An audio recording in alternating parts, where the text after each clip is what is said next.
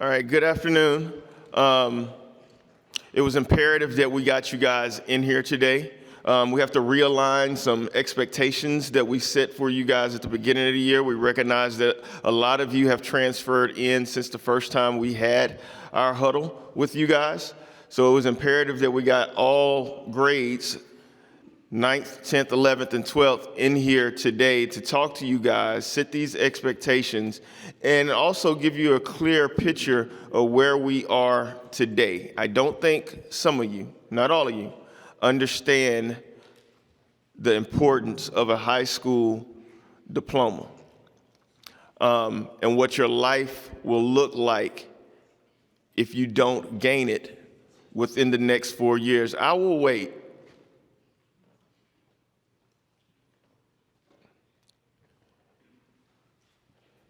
So, we wanted to get you in here today and explain to you a couple of things. Myself, my assistant principals, administration will be talking to you, reiterating some expectations, but also explaining to you some new ones. If we move to the next slide, this is your graduation requirements. The first one, having a 2.0 GPA. Passing your benchmarks. Most of you will be taking the most important benchmarks in your 10th grade year. Anytime that you have an assessment in front of you, a test in front of you, you need to lock in and do your personal best. Right now, this class, we have a little over 500 freshmen.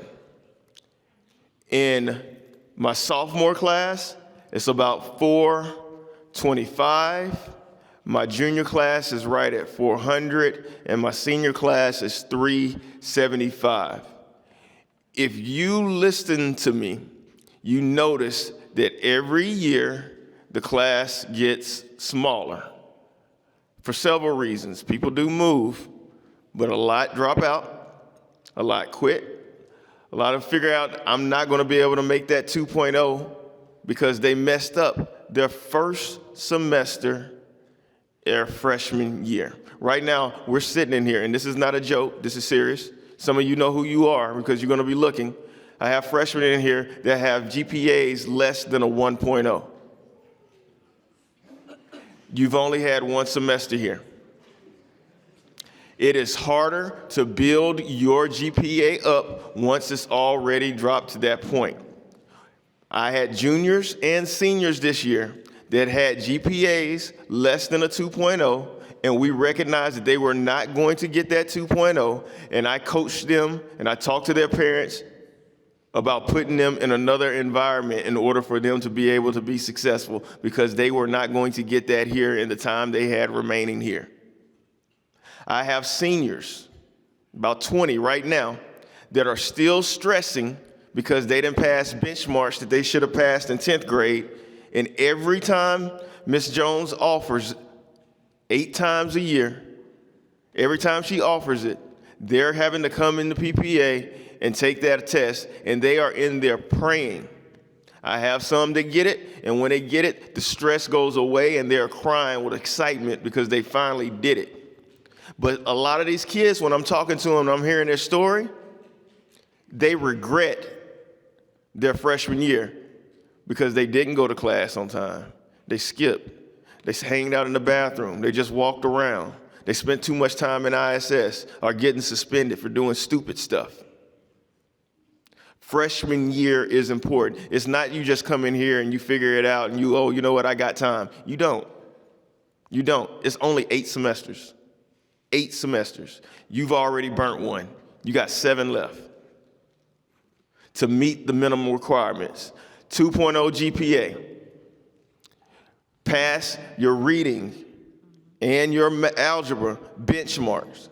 Do your personal best in your biology, in your U.S. history, EOCs. 24 credits. Yesterday, we got some good news. The district, Hillsborough County, got over 90% graduation rate for the first time in history. Our school made a huge gain. We went from 79% to 88% graduation rate. This current senior class should be somewhere around 90 to 92%, hopefully.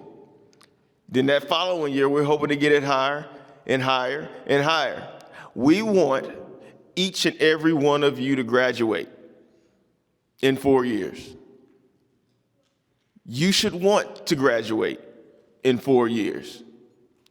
This morning, I had a student walk up to me out of the car line this morning in the cold, said, Mr. Johnson, last night I got accepted to Purdue University, and that's my reach school. That's the school that she applied for that she didn't think that she had the qualifications to get in. She got in. She was so excited that it made me excited. It was contagious. But at the same time, I got kids trying to transfer out because they know they're not going to make it. Same class, opposite spectrums. On this campus, you got people that really care about you. We want to see you successful. We know what it is in our lives with most of us having 1 and 2 degrees. Life is hard.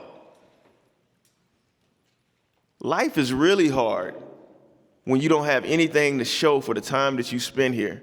When you go and applying for jobs and they recognize that you have not completed an objective. When you came to high school, your objective was to complete it. People like to see you start something, but they'll rather see you start something and then finish it. Anybody can start something. Not too many people can finish it. Why would I hire you if you're already showing me that you're going to start a project and you're not going to finish it? Why would I hire you if you can't show up to where you're supposed to be on time? Why would I hire you if I know that you're not going to show up and you're going to be somewhere else that you're not even supposed to be? Our job is to prepare you for life. We want you to either go to college, start the workforce, or go into the military. All 3 of them requires a certain level of discipline that some of you need to gain, and you got to gain it right now. 7 more semesters. That's all you got, 7 more semesters. And some of you, a lot of you, have burnt your first semester. It's gone. That number is what it is. If you got a .52 GPA, you got a .52 GPA. I see you. I talked to a girl in here yesterday. Her GPA was a .98. Look her up. All she was doing skipping and tardies. If you don't go to class, you can't pass. You got to figure it out. So today, my APs is going to come up and they're going to explain some expectations that you guys need to follow. Starting today, Tuesday for real, because these are the expectations that we have here at Blake. Blake is a family. We like to see you be successful. We like you showing Blake pride, doing what you're supposed to be doing all the time. But there's a way that you need to do that, and we're going to be explaining that to you today. Cleveland doing? Thompson.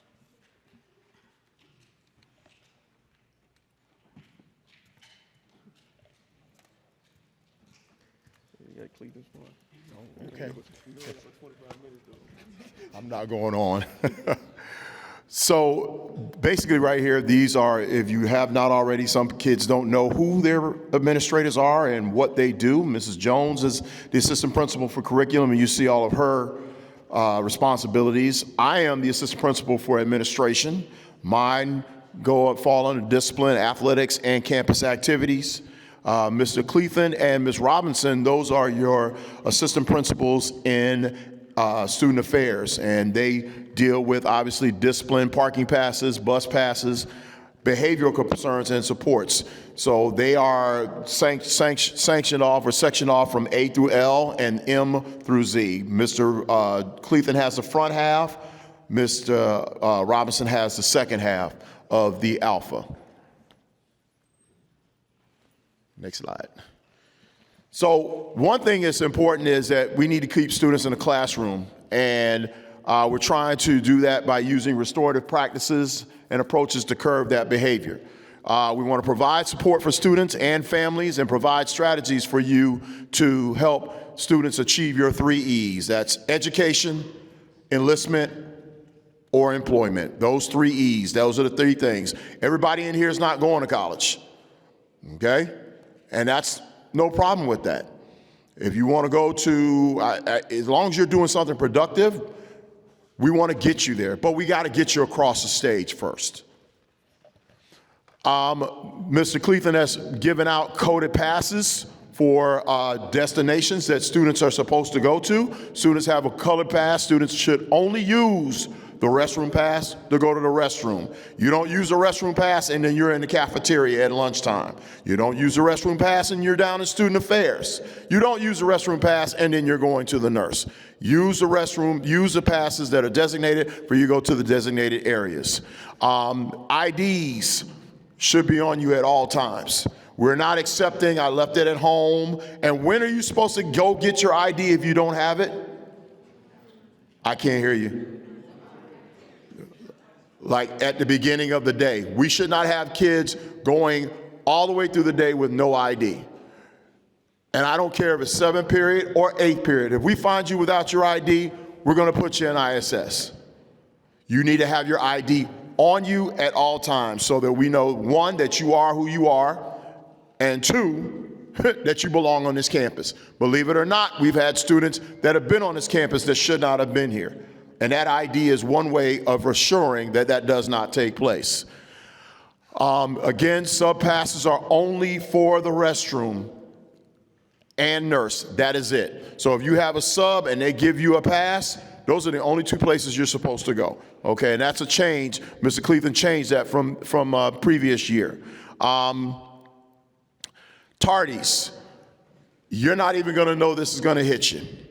But as Mr. Johnson said, hey, we need you in class on time. We need you in class first and foremost. We don't need you showing up 15, 20 minutes later when the bulk of the class is over, because you're not going to maintain good grades in that semester by doing that, by skipping or being late.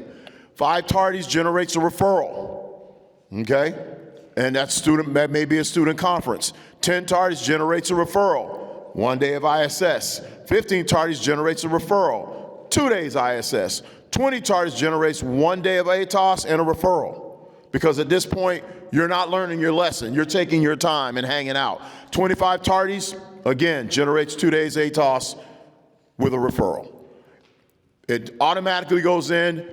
You're going to get a conversation or you're going to ISS. I had somebody ask me today that was in, I said, why am I in here? Obviously because you got a referral, and possibly it's because it's a tardy. If you are 10 minutes late to class without a pass, you're basically skipping. Should not be hanging out, don't want to hear a whole bunch of excuses. I went to get my book bag from my buddy. Oh, my homegirl has my charger. She needs to keep with that charger until later on, until you can get it back. Don't want to hear it. Go to class on time. The bell dismisses you from class. Not your watch, not your cell phone, nothing. The bell dismisses you. Some of y'all are sitting there clock watching and say, okay, bell rings at 3:25, ready to go. No, we do not do that. Parents must come to the office. This group, this basically goes to you. Parents must come to the office to sign you out, okay? You cannot just say, oh, my mom says she's in the office waiting on me. You will get a call from the office to dismiss you from a class. Stay in the class until you are called down, but the parent must come down. 2 o'clock on Mondays is the cutoff for sign-outs. 3 o'clock Tuesday through Friday is the cutoff for sign-outs, okay? So if you know that you have that doctor's appointment or something else that has come up, please do us a favor, give us that ahead of time so that we know that you are to be dismissed, and so we can get you ready to turn over to your parents. I just covered that. No dismissals allowed within 30 minutes of dismissal. Leaving without sign out is an unexcused absence, and it can render a consequence. And I'm going to say this right now. Y'all got a bright, new, shiny place to go across the street. That's Publix. You deal with that with your parents. I say your parents in the morning, or you deal with that in the afternoon on your way home. Not in between.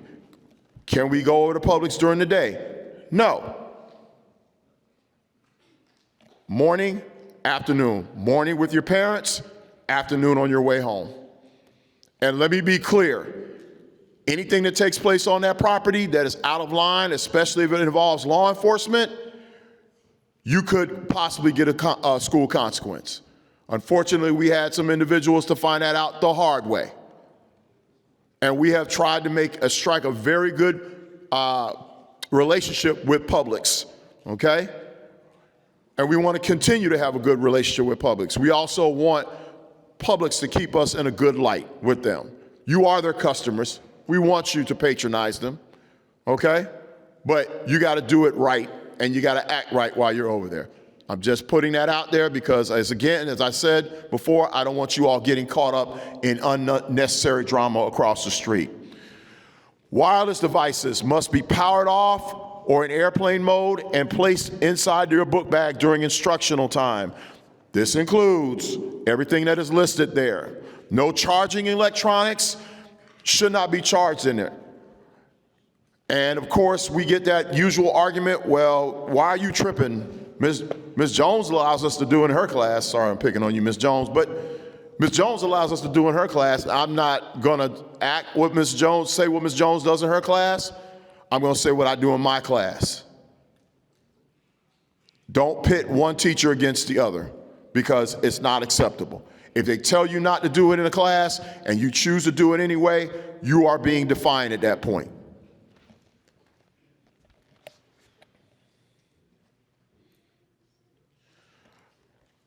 Basically, the dress code, no shorts, hats, bare midriffs. Young ladies, we're gonna stop. We've allowed the jackets. Oh, I'll just put on my jacket, but then later on, somewhere down the line, the jacket comes off. Sorry, ISS right away, because it just takes one or a few to ruin it for the many.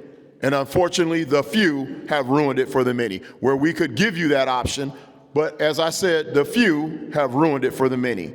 The slides, the same thing. I'm like, oh, okay, I'll just put on my shoes. No, because later on, you'll put the shoes right back on.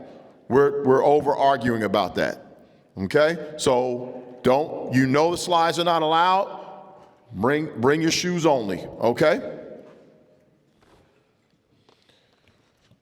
This is where ISS, for those of you that do not know where it is, it's in room 149. If you are assigned ISS before the tardy bell first period, you need to return to ISS before the tardy bell first period. The teachers will call student affairs for hall monitors to retrieve any students that refuse to go. But I'm going to say this. If you refuse to go and you got ISS, you're making things 10 times worse than they need to be. Okay? For you and for your parent. And the person you really need to think about is your parent. Okay? Please ensure that you are using Canvas when you go to ISS, because Canvas is where your assignments will be retrieved. And as freshmen, you're going to be getting things to get you ready for your benchmarks test. We're trying to make sure that we're cutting down the number of students that have to take benchmarks and have to repeatedly taking benchmarks.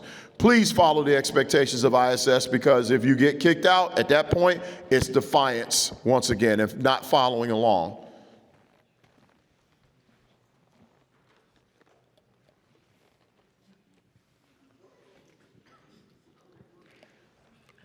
IDs need to be worn at all times. I think we've already said this. The ID policy, student requirements, all students must wear their student ID visibly at above their waists. Students are not allowed on campus without a student ID, and that could get you sent to ISS. We're not going to play the game anymore. I said, if we discover you at 7th or 8th period without an ID, guess where you're going? ISS.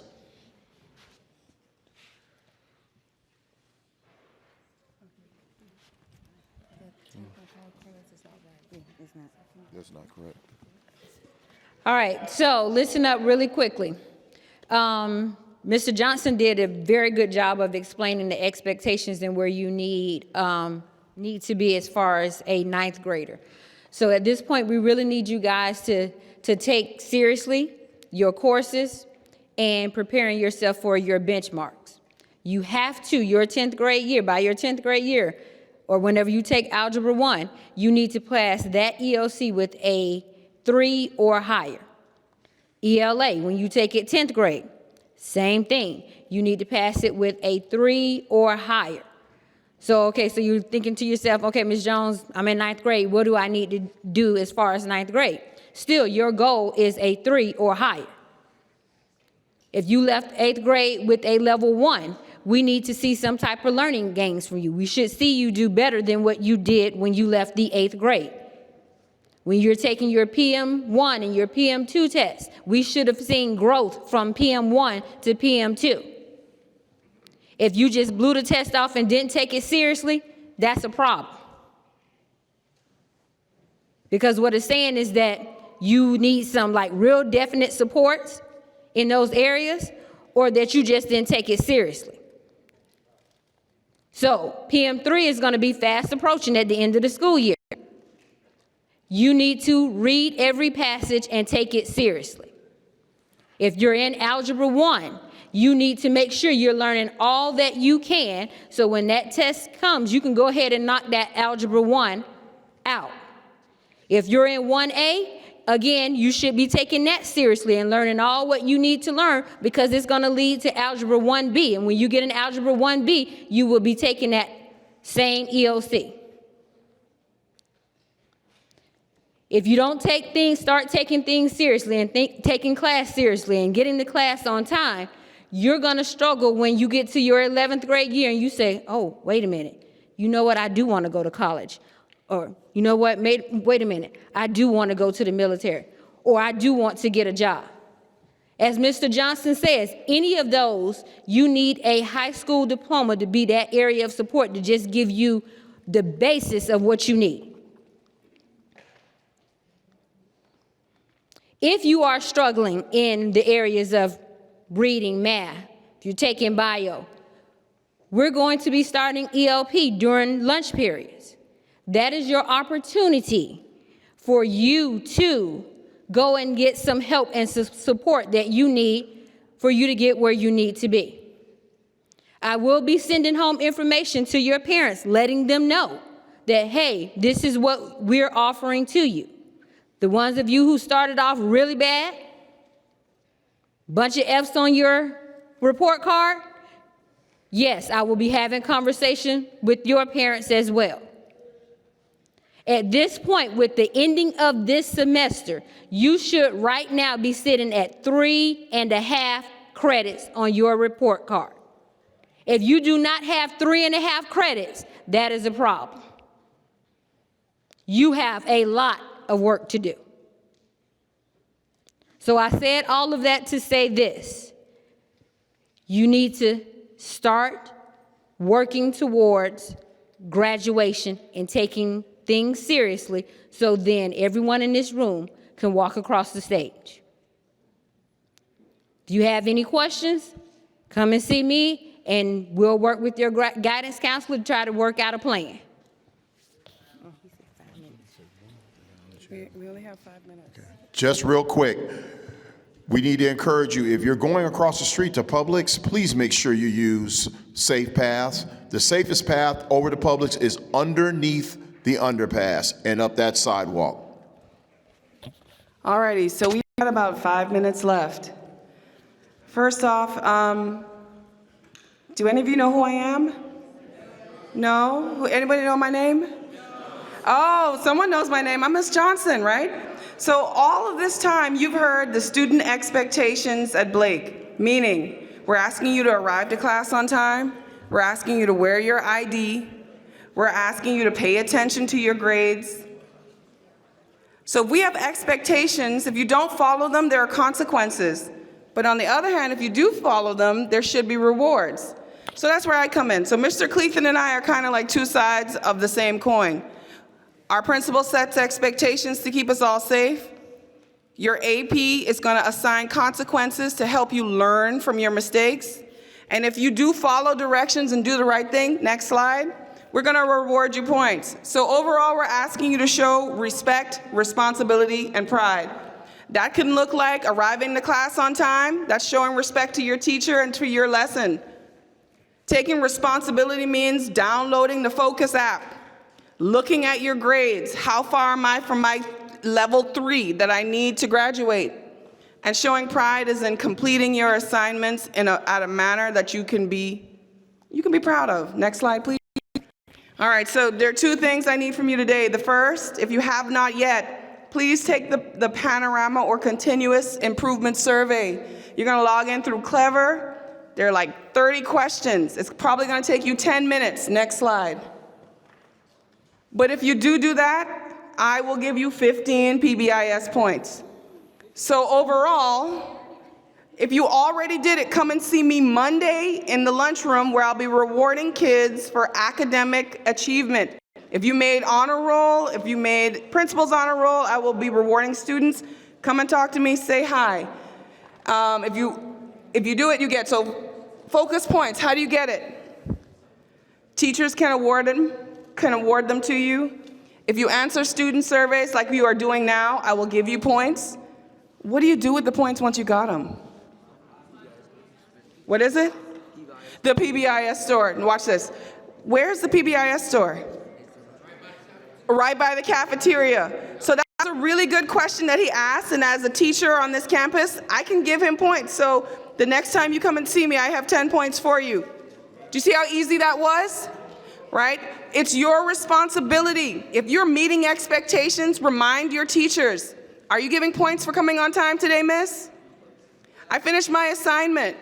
I turned it in on time and I did my corrections. That feels like PBIS points. Can you give me some, please? You're advocating for meeting expectations. If you don't have the app, if you don't know your grades, please download it now. All right, that is the bell. Our store opens.